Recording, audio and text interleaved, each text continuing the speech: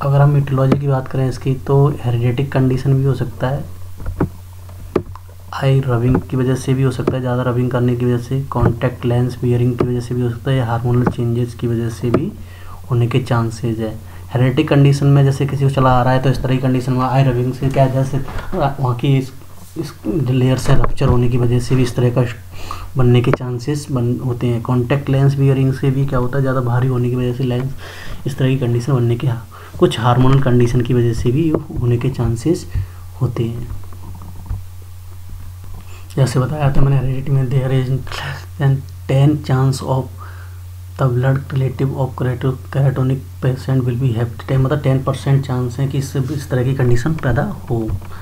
अगर हम आई रबिंग की बात करें, स्पेशली बच्चों में होने की, जो कैरेटो कंजक्टिवाइटिस हो, इससे वायरल इन्फेक्शन हो, उस कंडीशन में रबिंग करने की कंडीशन ये 60% होने के चांसेस सबसे ज़्यादा हो जाते हैं।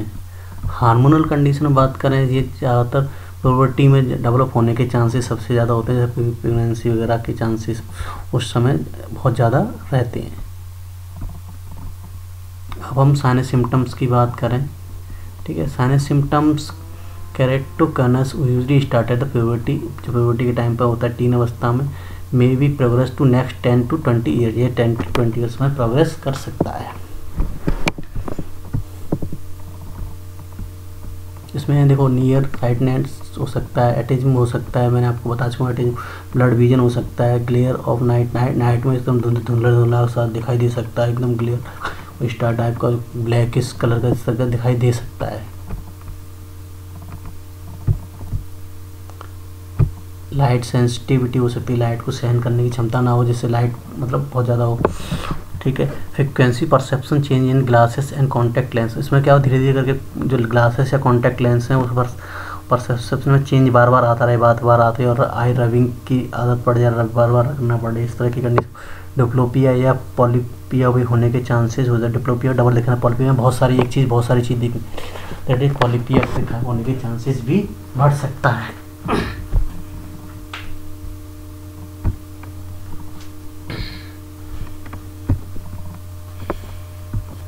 कुछ कंडीशन में क्या होता है कि स्वेलिंग भी डेवलप हो जाती है, हाइड्रोप्स निकल आते हैं, हाइड्रोप्स का मतलब है सूजन निकल आती है, ठीक है ना। इसके अलावा डाउन सिंड्रोम भी होने के चांसेस बढ़ जाते हैं, ठीक है। इसके लिए एग्जामिनेशन के स्लिट लैब में एग्जामिनेशन कराएंगे, मैंने आपको बताया फ्रैक्चर रिंग्स, मैंने आपको बताया इस तरह की कराएंगे, कौन शेप है उसकी पता लगाएंगे, किस तरह की शेप है उस तरह की,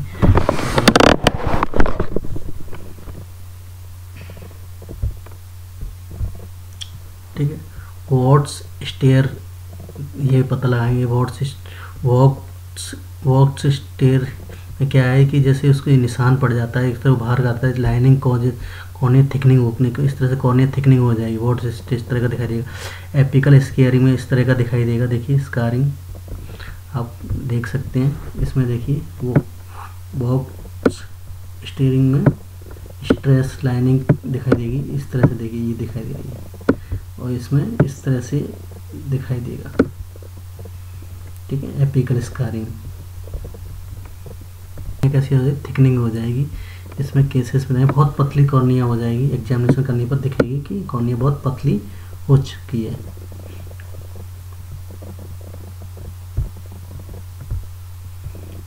ठीक है। इसके अलावा विजुअल एक्यूसी टेस्ट कराएंगे, ठीक है, रेटिनोस्कोपी कराएंगे, ऑप्थेल्मोस्कोपी कराएंगे,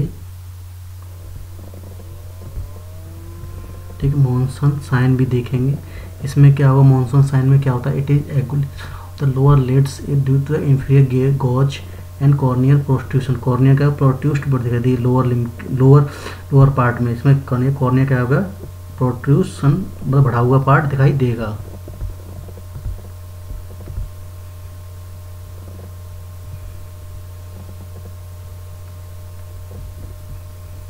इसके साथ साथ में इंट्राओकुलर प्रेशर को चेक करेंगे, ठीक है। इसके कैरेटोकनस की टोमोग्राफी करेंगे, जैसे टोपोग्राफी करेंगे, जिससे पता लगेगा कि क्या कंडीशन है क्या नहीं है, उसके व्यूज को देखने के लिए करेंगे, ठीक है।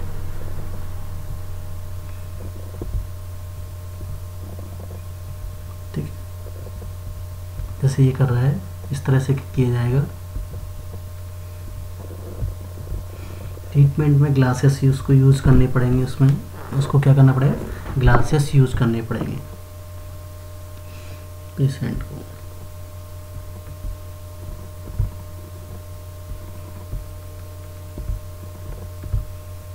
Contact lens, soft lens, rigid lens, कई टाइप के उसके अनुसार उसको यूज करना पड़ेगा, ठीक है ना। उस हिसाब से शेप, उसकी शेप में जो है कॉर्निया की शेप उस हिसाब से रिजिड लेंस, अगर ज़रूरत पड़ी तो सर्जिकल मैनुअलिटी करते हैं, पेनेट्रिंग कैरेक्टोप्लास्टी कहते हैं उसको, जो क्या करते हैं सर्जिकल प्रोसीजर द्वारा उस पार्ट को क्या करते हैं, रिपेयरिंग करने की कोशिश करती हैं।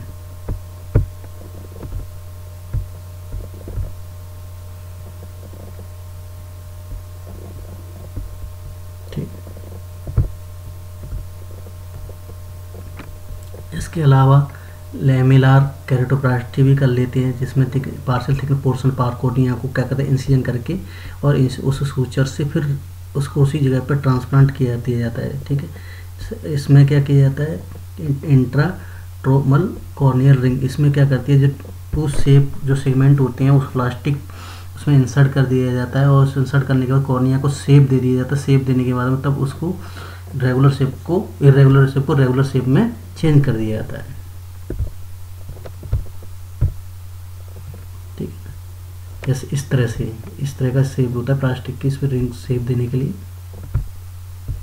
थैंक यू, आपके समझ में आ गया होगा। नहीं समझ में आया है तो आप लोग मुझसे पूछ सकते हैं, थोड़ी तबीयत ख़राब चल रही है इसलिए मैं अच्छी तरह से नहीं समझा पा रहा हूँ। अगर कोई समस्या है तो आप मुझसे पूछ सकते हैं। Thank you.